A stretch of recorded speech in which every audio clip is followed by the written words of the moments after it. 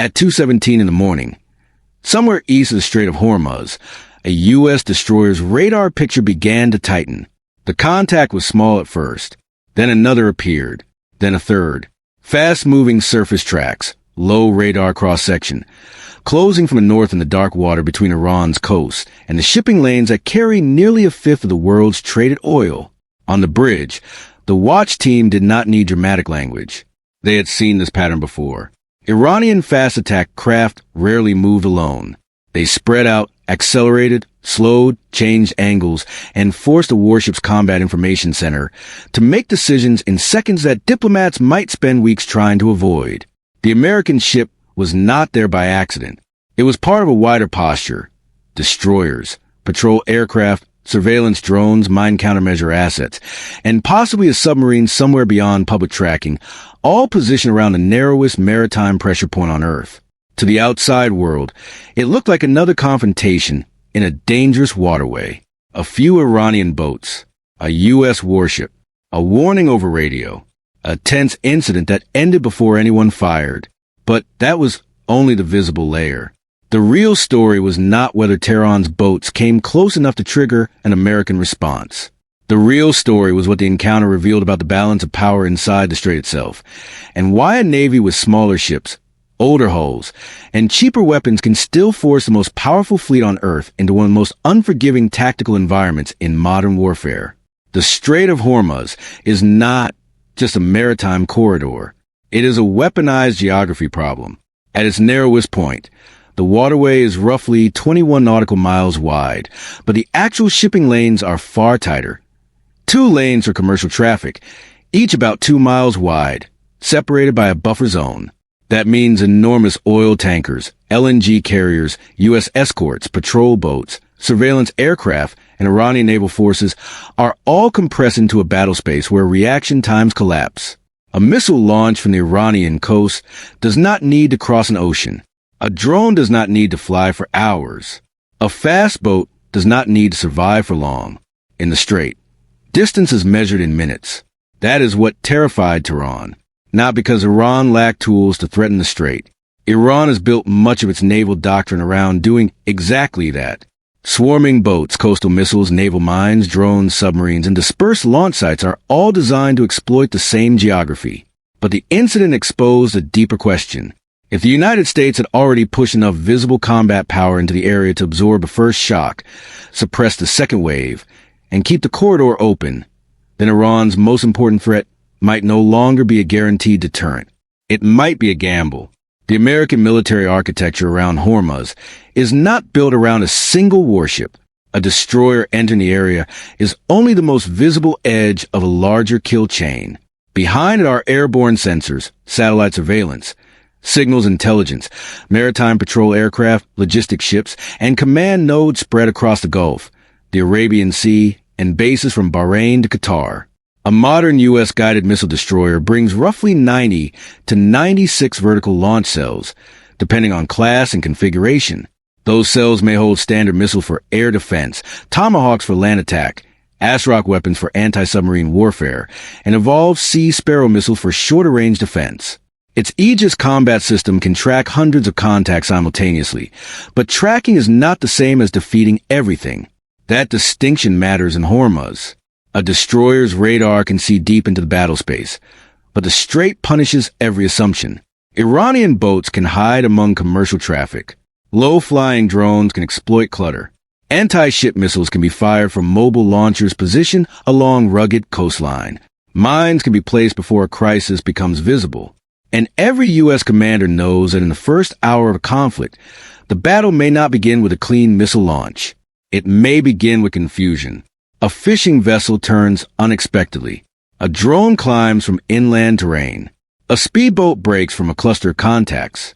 A radio warning goes unanswered. A radar return appears for 12 seconds, disappears behind coastal interference, and then reappears inside a tighter envelope. At 40 knots, an Iranian fast attack craft can cover more than 20 nautical miles in roughly half an hour. At shorter distances, the timeline becomes brutal. If a small boat begins closing from 5 nautical miles away, a destroyer may have only several minutes to determine whether it is observing harassment, signaling, or the opening phase of a coordinated attack. That is a tactical trap. The U.S. warship has overwhelming firepower, but also has escalation responsibility. It cannot treat every suspicious contact as hostile. It cannot ignore repeated probes. It cannot surrender maneuver room. And it cannot allow a swarm to close inside weapons range. Iran understands that pressure point. The Islamic Revolutionary Guard Corps Navy was built for it. Unlike a conventional blue water navy, designed to fight far from shore, the IRGC Navy operates as a coastal denial force. Its advantage is not tonnage. It is proximity. Small boats armed with rockets, machine guns, anti-tank missiles, or explosive payloads are cheap compared to the ships they are meant to threaten. A U.S. destroyer may cost around $2 billion. A fast attack craft may cost a fraction of 1% of that. Even an anti-ship missile costing hundreds of thousands or a few $1,000,000 can force the expenditure of interceptors that are far more expensive, harder to replace at sea, and limited by magazine depth. That is where the structure begins to strain. A destroyer can defeat a single inbound missile. It can defeat several. A properly networked group of U.S. ships, supported by aircraft and electronic warfare, can defeat a larger raid. But saturation warfare is not about one weapon breaking through by brilliance. It is about forcing the defender to spend faster than it can reload, decide faster than it can verify, and protect more points than it can cover at once. In Hormuz, Iran does not need to sink a carrier to create a strategic crisis. It only needs to make insurers hesitate, tanker operators pause, and global markets price in the possibility that the corridor is no longer reliably open. That is the leverage. The visible confrontation may have involved boats near a U.S. warship, but underneath it sat a much larger calculation. How many assets must America position in and around the Gulf to keep deterrence credible? And how long can that posture be sustained without creating new vulnerabilities? A destroyer operating inside the Gulf is protected, but it is also confined. Its maneuver space is narrower than in the open Arabian Sea. Its defensive systems are powerful, but every radar emission, helicopter launch, and patrol pattern can be observed. Its crew may number more than 300 sailors, and those sailors must maintain constant readiness under heat, fatigue, electronic clutter, and the knowledge that a small contact could become a strategic trigger. A carrier strike group changes the equation, but not in a simple way.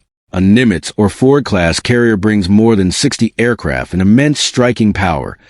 Yet a carrier does not casually push into a narrow, missile-saturated waterway. It usually operates where its air wing can generate effects while the ship remains outside the most compressed threat envelope. That means a visible destroyer near Hormuz may not be the main punch. It may be the forward sensor.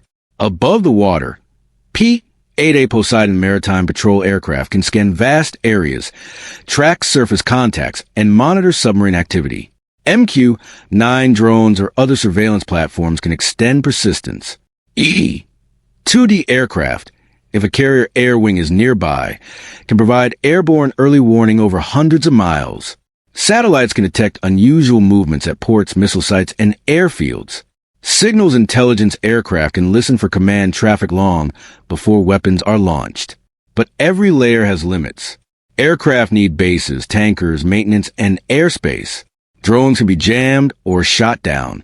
Satellites pass overhead on schedules or rely on vulnerable tasking cycles.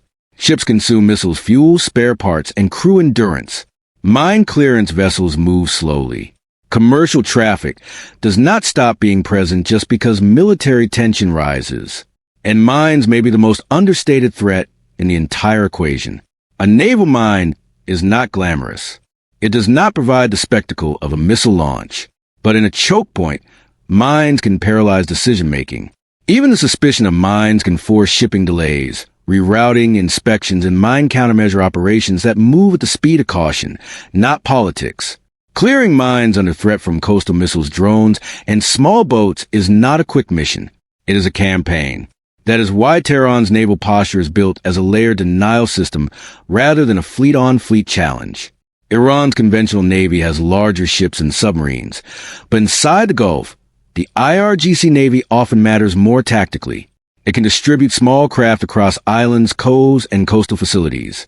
It can use Abu Musa, Keshem, Bandar Abbas, and other positions as part of a wider maritime pressure network. It can deploy drones, shore-based missiles, and intelligence assets in ways that complicate American targeting. The American response is not to match every boat with a ship. It is to build a system of systems. Surveillance, warning, layered defense, distribute lethality, and rapid escalation dominance. Yet escalation dominance is not the same as escalation control. That is the hidden vulnerability. The United States can likely destroy much of Iran's naval infrastructure in a major conflict. Ports, missile batteries, radar sites, command nodes, and coastal launchers would all be at risk. But the first hours would be chaotic, and the political cost of being wrong would be enormous. A warning shot that becomes a firefight. A drone interception that becomes a missile exchange. A mine incident that becomes a blockade crisis. Each step has a logic of its own. Once the first weapon is fired, both sides begin losing control of the narrative. For Tehran, the danger is that a limited probe could reveal too much. If Iranian boats approached aggressively and U.S. sensors mapped their formation, communications, command timing, and supporting assets, then the incident may have functioned as a live diagnostic of Iran's naval playbook. Every radio transmission, radar activation, and maneuver becomes data. For Washington, the danger is the opposite. A U.S. destroyer may demonstrate resolve, but it also becomes a focal point. Iranian commanders can watch how it responds, how quickly helicopters launch, how escort vessels adjust, what frequencies activate, and how American rules of engagement translate into movement. Both sides are studying the other, and neither side needs to admit it. Inside an American Combat Information Center, the battle is not cinematic. It is procedural. Contacts are classified. Tracks are correlated. The tactical action officer weighs course, speed, distance, intent, and available weapons. The commanding officer receives recommendations. Higher headquarters may be informed. Every second matters, but so does restraint. A radar operator might see a contact moving at 35 knots and closing. An electronic warfare specialist might detect emissions consistent with Iranian coastal systems coming online. An intelligence officer might compare the pattern with previous IRGC exercises. The carrier group commander, farther from the visible confrontation, will be thinking beyond the boats. What else moved when they moved? That question is a hinge, because the boats may not be the attack. They may be the screen. Behind a surface swarm, there could be mobile missile launchers repositioning inland. Behind a drone flight, there could be a test of American jamming procedures. Behind a close approach, there could be an attempt to force a destroyer to reveal its defensive posture. Behind the visible provocation, there may be a reserve capability waiting outside the first frame. Iran's reserve factor is not one secret weapon. It is distribution. A missile battery does not have to be invincible if it can move, hide, fire, and relocate. A drone program does not need every aircraft to survive if enough can saturate a sensor picture. A mine threat does not require thousands of mines to create operational delay. A small boat force does not need to defeat the U.S. Navy directly if it can force the United States to remain permanently ready at high cost. But America has its own hidden variable. It is not simply the destroyer in the strait. It is the arrival sequence. A U.S. maritime posture can thicken rapidly. Additional destroyers can move from the Arabian Sea. Amphibious ships can carry Marines, helicopters, and command capabilities. Air Force fighters from regional bases can reinforce combat air patrols. Tankers can extend airborne coverage. Submarines can remain unseen. Cyber and electronic warfare assets can target the command networks that allow a swarm to act as more than scattered boats. This is where the geometry changes. Iran's advantage is local proximity. America's advantage is network depth. If the incident remained small, Iran could signal resolve without absorbing a devastating response. But if the confrontation crossed a threshold, the same geography that allows Iran to threaten Hormuz could expose fixed nodes, coastal radars, storage sites, and command facilities to precision attack. The Strait is a weapon for Iran. It is also a target folder for America. That duality is what makes Hormuz so dangerous. Each side believes it has tools to manage escalation. Iran believes it can raise costs below the threshold of full war. The United States believes it can reinforce deterrence and punish escalation if necessary. Both assumptions can be true until one event compresses time too quickly for political control to catch up. At 2:23, in the imagined timeline of that tense night, the contacts would have been closer. Not yet a battle, not yet a crisis, but close enough for men and women on the American ship to stand at weapon stations and understand that history sometimes turns on range, speed, and interpretation. A warning over bridge-to-bridge radio is not just communication. It is a legal marker. It establishes intent. It creates a record. It gives the other side a choice while preserving the right to act if the approach continues. Iranian commanders understand that too. They know how to approach the edge without always crossing it. They know that forcing an American warship to react has propaganda value, intelligence value, and deterrence value. But they also know that pushing too far could transform a tactical probe into a strategic defeat.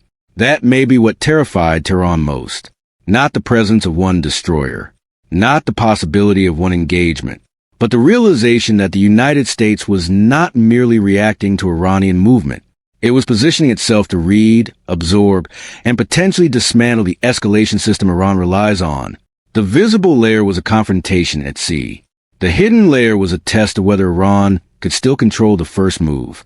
Because in modern naval warfare, firing first is not always an advantage. The first launch exposes a launcher. The first swarm exposes a command rhythm. The first mine incident exposes intent. The first drone wave reveals frequencies, routes, and coordination logic. A state that depends on ambiguity must protect ambiguity carefully. Once the pattern is visible, it becomes targetable. For the United States, the challenge is different. It must deter without becoming predictable. It must defend without exhausting magazines. It must protect commercial traffic without turning every tanker route into a permanent military escort mission. It must show presence without offering Iran an easy political narrative of occupation or provocation. That balance is hard to sustain. A single Standard missile can cost millions of dollars. A drone may cost a fraction of that. A destroyer's vertical launch cells cannot be reloaded at sea in a simple, rapid way under combat conditions. A prolonged campaign of drones, decoys, cruise missiles, and fast boats could force American commanders to make hard choices about what to intercept, when to maneuver, and how quickly to escalate against launch sites. This is the cost exchange problem. It is not that the U.S. Navy lacks capability. It is that capability inside a choke point must be rationed intelligently. Every interceptor fired is one less available for the next wave. Every aircraft sortie consumes maintenance hours. Every escort mission ties down a ship that could be needed elsewhere. Every day of heightened posture imposes cost. Iran's strategy is designed to exploit that pressure. But Iran has a cost problem of its own. Its coastal missile sites, boats, drones, and command nodes are survivable only if they remain dispersed, mobile, and hidden. Once a full conflict begins, American intelligence assets would focus on the network that makes those weapons usable. Fuel depots, communications relays, radar stations, ports, repair facilities, drone launch areas, and missile storage locations would become part of the same operational map. Iran can threaten the corridor, but it cannot easily absorb the consequences of closing it. The global stakes would move instantly beyond the Gulf. Energy prices would react. Asian importers would calculate exposure. European governments would assess escalation risk.